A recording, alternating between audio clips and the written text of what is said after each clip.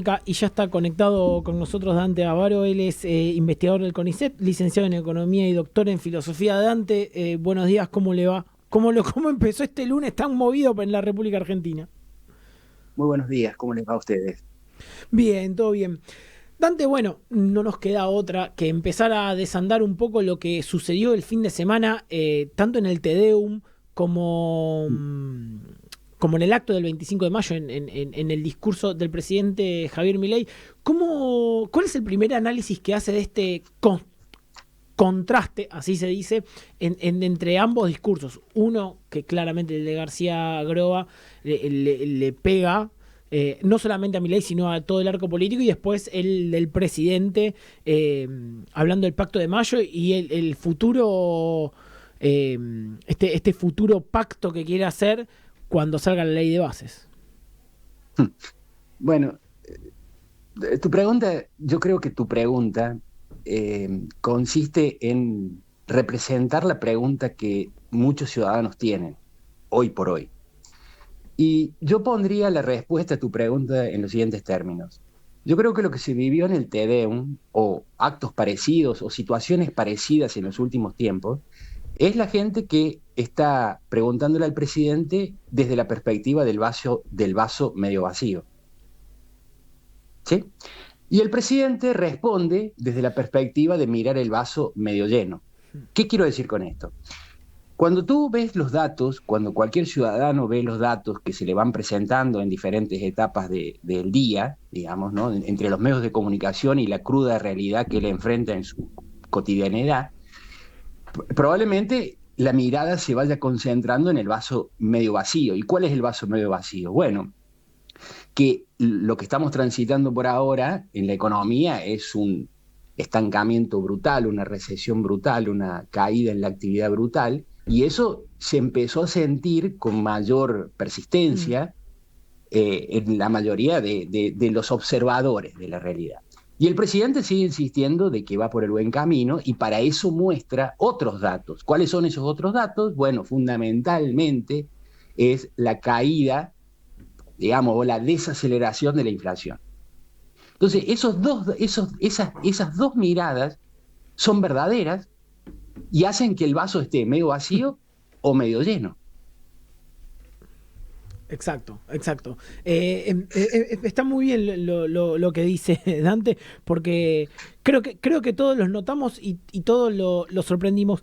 Nos sorprendimos con este contraste en el término de 4 o 5 horas. Hablando de la economía, porque bueno, resaltábamos lo de la iglesia, vamos a un gesto político que me pareció muy particular a mí, el vitoreo a Caputo, que Mm. quizás es uno de los más apuntados dentro del gobierno, si no el más apuntado. eh, Consecuencia de que es este vitoreo a Caputo, que es el primer apuntado siempre como ministro de Economía. Bueno, mira, hay algo muy raro ahí. Mm. Déjame hacer un punto ahí Sí, uso un minuto, ¿no? sí, todo el tiempo que quiera. Mira, en realidad, siempre, normalmente, entre los economistas hay muchas lecturas acerca de la economía como ciencia lúgubre, la economía como ciencia perversa, etcétera, etcétera. Lo que tratan de reflejar esas lecturas que uno se va forjando como economista de los inicios, es que los economistas no caen bien en general a la opinión pública y a la sociedad porque normalmente insisten en las restricciones presupuestarias.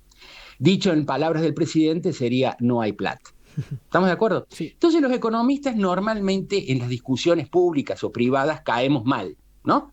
Porque cualquier persona que tiene un plan interesante, grandilocuente, normalmente el economista le dice, mira, no hay plata para hacer eso. Bien. Entonces, uno pensaría de que el actual ministro de Hacienda, que está llevando adelante él en su persona el ajuste más brutal, debería de ser una persona bastante odiada en todos los círculos. Y lo que tú dices no es así. Hay vitoreos públicos acerca de él. La razón de eso no es otra, me parece a mí, que al ser el presidente, el que lo defiende, lo apapacha, lo recubre, le tira loas todo el tiempo, hace que se enaltezca la figura de él y se va convirtiendo como una especie de héroe bajo la capa del presidente. No olvidarse de que quienes lo vitorean son las mismas personas que vitorean al presidente. Lógico. Entonces, claro, entonces creo que ahí está esa especie de ver a Caputo, el ministro de Hacienda, como un superhéroe, como la persona que fue capaz de interpretar el mandato presidencial de la manera adecuada y correcta, de tal manera que pone contento al presidente. Yo creo que ahí radica esa cuestión de por qué lo vitorea, ¿no? Porque, dicho de otra manera, tampoco es una persona carismática. Claro. Entonces no habría razones por las cuales la gente debería de fijarse en él. La única razón es que el presidente, a través de su carisma, lo cobijó. Hablando, ¿No? Esa es la razón. Sí, hablando del carisma y la buena imagen del presidente, ¿eso es lo que la sostiene? ¿Es la imagen positiva que todos todavía le mantienen, o los números todavía la avalan? Obviamente que encuestas son encuestas, ¿no? Pero Sí. está en claro que el presidente todavía tiene bastante apoyo. Bueno, ahí yo separaría eso en tres cuestiones. A ver si me logro Sí. dar a entender de manera rápida y fácil. Yo creo que el presidente tuvo una etapa al inicio donde él mantenía un control férreo de la agenda pública. Hmm. Es decir, los primeros 2 meses del presidente fueron tan vertiginosos que la oposición quedó apabullada y la opinión pública estuvo concentrada en lo que hacía, decía y proponía el presidente. Eso se llama control de agenda y lo tenía y lo hacía bastante bien. A partir de eso, a partir de esos 2 meses, 3 meses, cuando empezó a tener los primeros encontronazos con la oposición en el Palacio Legislativo y las cosas no salieron como él quería, el control de agenda se fue diluyendo un poco y lo que pervivió ya no fue un control de agenda, sino fue una llamativa apelación emotiva a la opinión pública. Y ahora creo que lo que está teniendo es una mezcla entre eso y su rol protagónico como personaje, que lo explota muy bien y que por ahora lo mantiene en el centro de la escena política. Vamos a ver después qué pasa. Porque hay que entender algo, como todo en la vida, uno se puede cansar de los personajes. O sea, los personajes llaman la atención durante un tiempo y luego pueden agotar. El personaje se puede agotar, pero no lo sabemos. A lo mejor no, a lo mejor sí, ¿no? Yo creo que esos serían como 3 momentos que estamos atravesando. Y en esos 3 momentos la opinión pública lo fue acompañando, ¿no? Sí, sí, sí. A mí lo que me da la sensación de que está entendiendo cómo manejar ese personaje, porque en el Luna Park mostró 3 facetas distintas y el otro día le pedían que cante y demás, y dijo, no es el contexto. Me da la sensación de que esto que hablamos de Milei personaje, que el famoso que no se lo coma el personaje, lo está manejando bien. Bueno, usted lo decía, vamos a ver cuánto le dura. Invito a mis compañeros Julio y Victoria a que se sumen a la conversación. ¿Qué tal, Dante? ¿Cómo estás? Buen día. ¿Todo bien? Buen día. Muy bien. Sí, Dante, te escuchaba y pensaba en los diferentes perfiles del votante de Milei y Sí. me paro en una de las encuestas que llevó adelante, en este caso, la consultora Isasi Burdman, donde afirma que hay un 50% de imagen positiva que todavía sostiene el presidente. Sí. A lo que voy es el punto de las provincias, ¿no? El arraigo que tiene un presidente que casi sin pisar el interior de Argentina todavía tiene ahí una fortaleza, ¿no? Y tú lo has dicho, el presidente ha viajado poco por el país y cuando lo ha hecho puntualmente, digamos, a lugares específicos. Incluso ya como mandatario, como primer mandatario, ha viajado poco dentro del país. Yo, yo creo que cada provincia tiene su singularidad, las adherencias son diferentes. Uno pensaría que en cierta tipología de provincias donde la vida cotidiana transcurre con un peso proporcional del Estado muy exagerado y eso se nota desde la cultura hasta la economía. Quiero decir con esto, hay como una especie de conservadurismo político corporativo. Ya ustedes y la audiencia se tendrán en la cabeza a qué provincias me refiero. El discurso de Milei suena como un discurso fresco y, como él dice, liberador.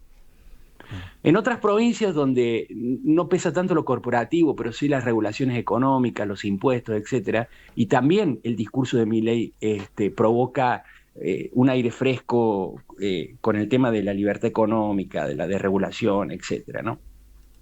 Yo creo que ahí hay un misterio, en la pregunta que usted hace, hay un misterio que solamente el tiempo va a poder develar. ¿Cuáles han sido las razones, los motivos? ¿A qué ha llevado al votante a fijarse en él?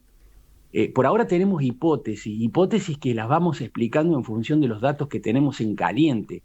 La historia nos va a ayudar a entender mejor ese proceso. Hola Dante, ¿cómo estás? Soy Victoria Gentile y me quedé pensando en lo que decías con respecto a los personajes. Yo creo particularmente que hay mucha influencia de comunicación, de marketing y de publicidad del equipo de trabajo que tiene el presidente.